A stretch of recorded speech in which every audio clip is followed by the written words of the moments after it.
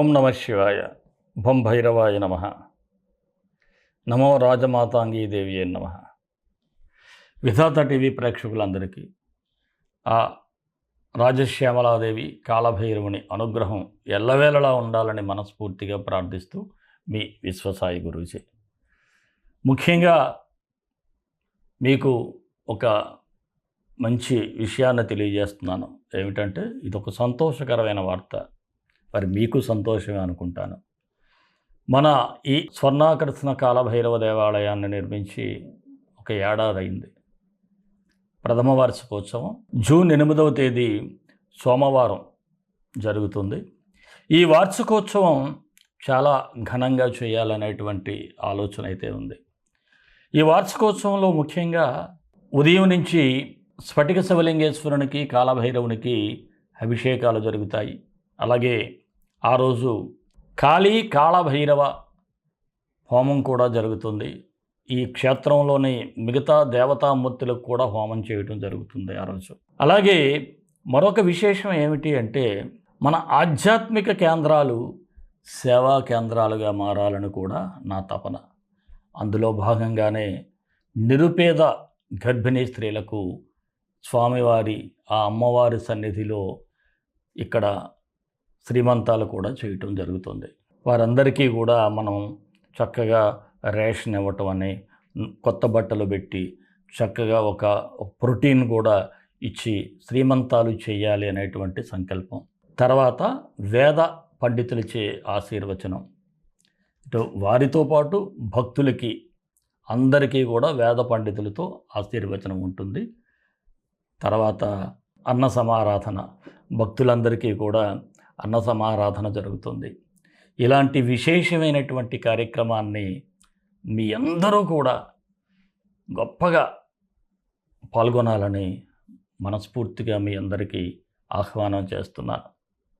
అలాగే ఈ హోమంలో కూడా మీరు ఎవరైనా ప్రత్యక్షంగా రాలేకపోయినా పరోక్షంగానైనా పాల్గొనాలి అనుకునేవారు తప్పకుండా ఈ హోమానికి మీరు ముందుగానే ఈ క్రింద స్క్రోల్ అవుతున్నటువంటి నెంబర్కి వాట్సాప్ మెసేజ్ చేసినట్లయితే తప్పకుండా మీకు వివరాలు తెలియచేయడం జరుగుతుంది. అలాగే ప్రసాదం కూడా మీ ఇంటికి అందించడం కూడా జరుగుతుంది. ఇంతటి అద్భుతమైనటువంటి గొప్ప అవకాశాన్ని ఏ ఒక్కరూ జార విడుచుకోరని మనస్ఫూర్తిగా నేను నమ్ముతున్నాను. అలాగే ఈ నిరుపేద గర్భిణీ స్త్రీలకు చేసే శ్రీమంతాల కోసం మీరు ఏదైనా స్పాన్సర్ చేయొచ్చు. మీరు కూడా మీ వంతు సహకారాన్ని అందించవచ్చు. ఎవరైనా సహకారాన్ని కూడా అందించాలి అనుకుంటే మీరు తప్పకుండా మీరు ఒక వాట్సాప్ మెసేజ్ చేసినట్లయితే మేము స్పందించడం జరుగుతుంది. మీ వంతుగా ఈ సేవా కార్యక్రమంలో కూడా మీరు కూడా భాగస్వాములు కావచ్చు.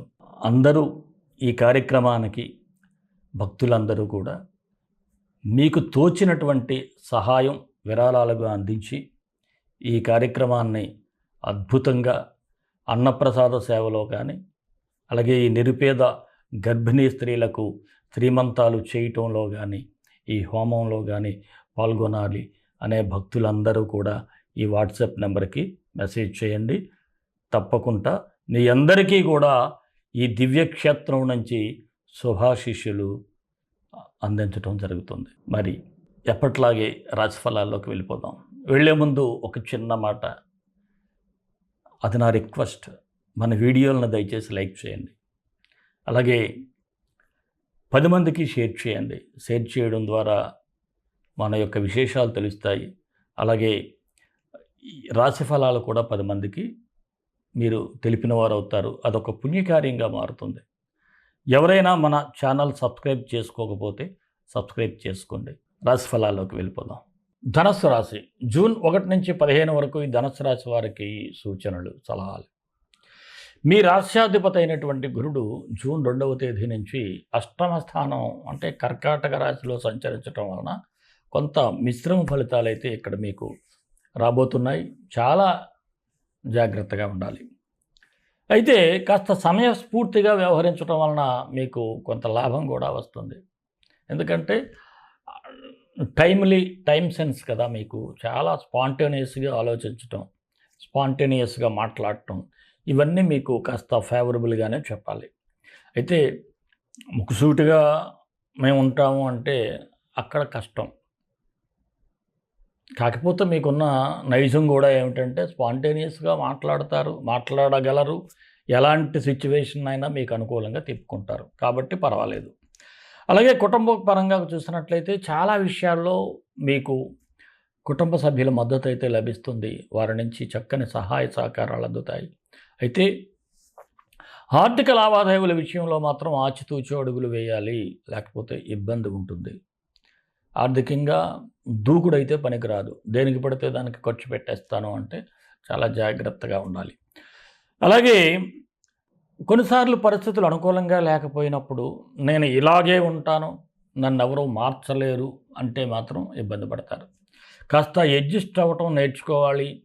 అలాగే మొండితనంతో వ్యవహరించడం కూడా కాస్త ఇబ్బందుల్లోకి పడే సూచనలైతే ఉన్నాయి. అందువలన మొండితనాన్ని తగ్గించుకోవాలి. ఎలాంటి పరిస్థితుల్లో కూడా ఆవేశపడకూడదు. ఆవేశపడకుండా ఉండాలి. ఆదాయానికి మించిన ఖర్చులు కూడా చేయాల్సి ఉంటుంది. మీకొచ్చేటువంటి ఇన్కమ్‌కు మించిపోతాయి ఖర్చులు ఒక్కొక్కసారి. జాగ్రత్త. విదేశాలలో చదువుకోవాలి అనుకున్నటువంటి విద్యార్థులు కావచ్చు, లేదు ఏదైనా ప్రొఫెషనల్‌గా వెళ్ళాలి అనుకునే వారికి కూడా కాస్త సానుకూలంగా ఉంది. ప్రయత్నాలు చేయండి. అయితే చాలా గట్టి ప్రయత్నమే చేయాలి. లేకపోతే జరగదు. ఇంకా రుణ విషయంలో మాత్రం మీరు ఎవరికైనా బకాయిలు ఉన్నట్లయితే ఒత్తిడైతే చాలా ఎక్కువగా ఉంటుంది. అలాగే అత్యవసర పరిస్థితుల్లో తప్ప రుణాలు చేయటం అంత మంచిది కాదు. అలాగే ఎలక్ట్రానిక్ వస్తువులను చాలా జాగ్రత్తగా చూసుకోవాలి. లేకపోతే అవి పోయే సూచనలు ఉన్నాయి. మీ దగ్గర సెల్ ఫోన్తో సైతం జాగ్రత్త.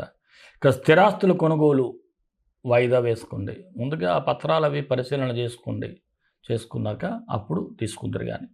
అలాగే కోర్టు వ్యవహారాలు కొంతమేరకే సానుకూలంగా కనిపిస్తూ ఉన్నాయి. జాగ్రత్తగా ఉండాలి. ఇక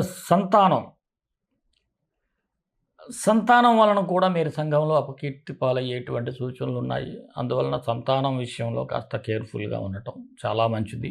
ఇక తల్లిగారి ఆరోగ్యం పట్ల కూడా మీరు చాలా శ్రద్ధ వహించాలి. ఆమె ఆరోగ్యం పట్ల అశ్రద్ధ అయితే పనికిరాదు. దూర ప్రయాణాలు కూడా వాయిదా వేసుకుంటే చాలా మంచిది. రాజకీయ నాయకులు ఎంతసేపు నాకు అధికారం అనుకుంటే కాదు, ప్రజలకు ఏం చేశాను అనేటువంటి భావన కూడా మీలో ఉండాలి. ఎందుకంటే ఆటోమేటిక్గా ప్రజల్లో మీరున్నట్లయితే ఏ అధిష్టానం మిమ్మల్ని వదులుకుంటుంది. వారే పిలిచి మీకు పదవినిచ్చి అధికారాన్ని కట్టబెడతారు. అలాగే ఉద్యోగాల కోసం ప్రయత్నించే నిరుద్యోగులకైతే బాగుంది, మంచి సమయం. మీరు ప్రయత్న లోపం లేకుండా మీరు ప్రయత్నం గట్టిగా చేస్తే తప్పకుండా మీకు ఉద్యోగ ప్రాప్తి ఉంటుంది. ఇక ఉద్యోగస్తులకు అంతా అనుకూలంగా ఉన్న ఒక్కొక్కసారి అదనపు భారం మీ మీద పడటం, పక్కవారు చేయాల్సిన పని కూడా మోరే చేయాల్సి రావడంతో కాస్త ఒత్తిడి అయితే కనిపిస్తూ ఉంది. అయితే అధికారుల సహాయ సహకారాలు అయితే మీకు లభిస్తాయి. వ్యాపారస్తులకైతే స్వల్ప లాభాలే కనిపిస్తూ ఉన్నాయి. వ్యాపారంలో పోటీ అయితే బాగా పెరిగిపోవటం, దీనివలన జనాలను ఆకర్షించడానికి వివిధ రకాలైనటువంటి ప్రణాళికలు మీరు సిద్ధం చేసుకోవాల్సి వస్తుంది.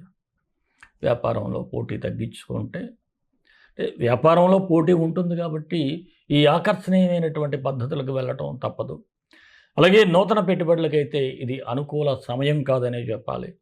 ఇక జాయింట్ బిజినెస్ చేసేవారికి అయితే సాధారణంగా ఉంది. షేర్ మార్కెట్లో మాత్రం కొంత నష్టపోయే సూచనలు అయితే కనిపిస్తూ ఉన్నాయి. చాలా కేర్ఫుల్గా ఉండండి. ఇక చిరు వ్యాపారస్తులకైతే శ్రమకు తగిన ఫలితం అయితే ఉంటుంది. కళాకారులకైతే టీవీస్ని ఇతర కళాకారులకు అవకాశాలు వచ్చినట్లే వచ్చి ఈ అవకాశం మీదే అని చెప్పి చివరలో డ్రాప్ అయ్యేటువంటి సూచనలు కూడా ఉంటాయి. అందువలన చాలా జాగ్రత్తగా ఉండాలి. ఇక విద్యార్థులకు కాస్త పోటీ పరీక్షలు ఉన్నవారు మాత్రం చదువు మీద ఫోకస్ చేయడం ప్రారంభిస్తారు. మీరు కాస్త విజయం సాధించడానికి కూడా గట్టిగా చదివే ప్రయత్నాలు అయితే చేస్తారు. ఇక ఆరోగ్యపరంగా కాస్త మెలకువగా ఉండాలి. చిన్నపాటి జ్వరమే అని చెప్పేసి నిర్లక్ష్యం అయితే చేయకండి. మంచి వైద్యులను సంప్రదించడం చాలా మంచిది. అలాగే ఈ ధనస్సు రాశి వారికి అనుకూలమైన తేదీలు 2/7/15. నిదానంగా వ్యవహరించాల్సిన తేదీలు 5, 9, 11. ధనస్సు రాశి వారికి మరిన్ని మంచి ఫలితాల కోసం విశ్వగురు సక్సెస్ మంత్రాలు పఠించండి, విజయాలు సాధించండి. ఈ రాశి వారికి కుజుడు, గురుడు ఈ 2 గ్రహాలకి మంత్రాలు చదువుకుంటే చాలు. ఓం అంగారకాయ విద్మహే శక్తి హస్తాయ ధీమహి తన్నో భౌమ ప్రచోదయాత్. అలాగే గురువు గారికి ఓం గురుదేవాయ విద్మహే దివ్యదేహాయ ధీమహి తన్నో జీవ ప్రచోదయాత్. ఈ 2 మంత్రాలు డిస్క్రిప్షన్లో ఇచ్చాను. చక్కగా మీరు అవి చూసి ఒక్కొక్కటి 18 సార్లు ఉదయం సాయంత్రం చదువుకోండి. అలాగే వేసవికాలం పక్షులకు ఆహారాన్ని కానీ లేదంటే కనీసం నీటిని పెట్టండి, చాలా మంచి జరుగుతుంది. అలాగే మనకి ఈ వార్షికోత్సవంలో జరిగేటువంటి కాళభైరవ హోమంలో కూడా పరోక్షంగా పాల్గొనండి. అలాగే అక్కడ జరిగే సేవా కార్యక్రమం కూడా మీకు ఎంతో పుణ్య ఫలితాన్ని ఇస్తుంది, పాప పరిహారం చేస్తుంది. మరి మన ఇష్టదైవం కాళభైరవుడు, కాళభైరవ గాయత్రి. కాళకాళాయ విద్మహే కాళాతీతాయ ధీమహి తన్నో కాళభైరవ ప్రచోదయాత్. సర్వే జనా సుఖినో భవంతు, లోకా సమస్తా సుఖినో భవంతు. దేశం కోసం, ధర్మం కోసం, భారతీయ సంస్కృతి విలువల కోసం పాటుపడదాం. స్వస్తి.